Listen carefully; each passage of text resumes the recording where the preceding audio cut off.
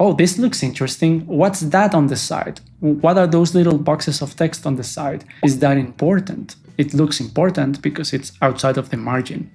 Heyo adventurers, my name is Derek and this is Elven Tower Adventures. This video is a little different from other videos I've done before. Here I'm going to talk about a little of layout design, which I've been trying new ideas. I use Adobe Indesign, which is like the industry standard. There are alternatives, but this is the one I use. And there are some new, well, not new, but new for me because I hadn't seen it or tried it, new layout ideas that I have tried. Let me show you. This is going to be a short video, I think, by the way, but if people like it, I may do some stuff like that. This is Lair of the Moss Naga, and this is my Indesign project. Now, this is a very short adventure. It's a 4 pages long adventure, but I have included some interesting stuff that I've seen in other systems. So at first, it looks like a very standard 2-column layout. But as you can see here, on the right side column, I added I don't know how to call it. It's like a line with some blank space, and there are some text boxes on outside of the margin. Let me zoom in so you can see it.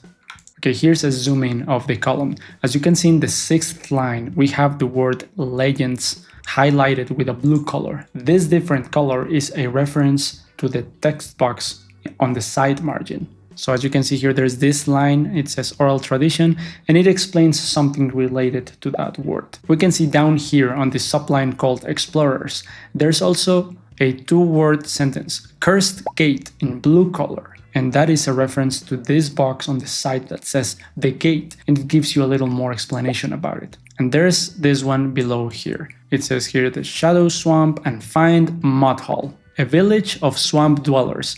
And you have this side reference that says the village and a little more information on the side.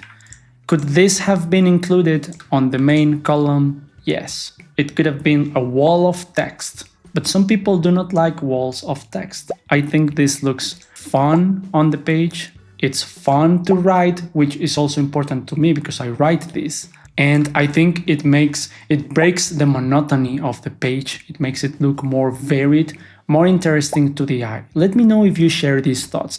I think it looks pretty cool, it's functional, and if you're looking for relevant information about the adventure, it separates stuff pretty nicely. Now, the second page is just very standard stuff. We have a semi-isometric map by Perplexing Ruiz. I recommend his stuff. But then the rest of the information is just laid out as you would expect. It's 2 columns. The right column is moved a little to the side to make space for the map. That's pretty standard, nothing crazy here. The next page is just mood art for the adventure, Beyond the Cursed Gate, which is a location on the isometric map. If you see here, let me zoom in. Here on area 5, that is the Cursed Gate, which we see in the next page right here. The last page of this adventure. It features this illustration by Kim Holm, also your standard 2-column approach, but there's something here I would like to show you. On the random events table on the left side, where you would normally have just the series of numbers from 1 to 6, because this is a 1d6 table, instead of that, I included little images of the die. So as you can see here, 1, 2, 3, 4, 5, and 6. This is not an original idea by me.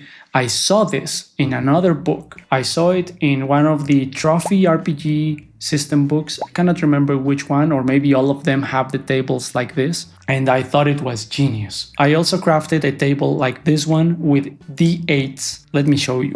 Right, this is my placeholder document. All the text here is just a placeholder. I have a vertical table with a D6 and an horizontal table also with a D6. I think this look very striking on the page. Like other stuff I've tried, it breaks the monotony. And then on the next page, I have the D8 table. Let me zoom in on this so you can see it. I had these little images of the D8s from 1 to 8. I know it takes up more space. I was already using 3 lines for the details side of the table, so I think I'm not losing that much space, maybe horizontally, but like I said, it looks pretty good, at least to my eyes. Tell me if you think that. And then the horizontal D8 table. Okay, so back to the adventure.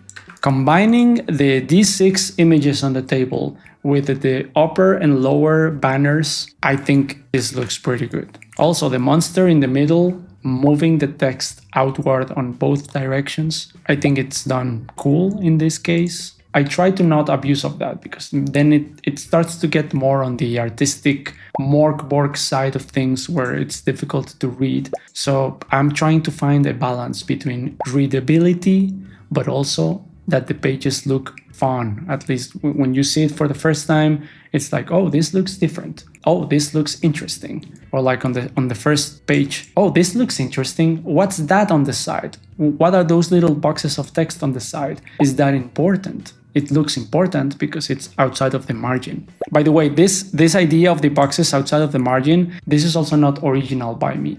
I saw this in another book, I just can't remember which. I think it was the Cypher RPG system book. Could be wrong about that, can't remember. All right, that's it for this one. Let me know if you enjoy stuff like this, like showcasing stuff on InDesign. Maybe if you are interested in layout stuff, because at this point I would consider myself an InDesign wizard, so maybe sharing some of the knowledge is cool, or maybe templates or something. If you're interested in that, please leave a comment. Hopefully with content like this, I can earn your subscription. I would really appreciate that. This is a very small channel. We have no monetization, no ads, no sponsors, no nothing. But we do have a Patreon page where amazing people already are subscribed and support us. If that interests you, there is a link down in the description, and I would appreciate at least if you click it and you go see what's up, because all these adventures are included in the Patreon subscription. Well, depends on the level you subscribe, but you'll see there the details. Okay, I guess that's it for this one. Thank you for watching. My name is Derek, and this is Elven Tower Adventures.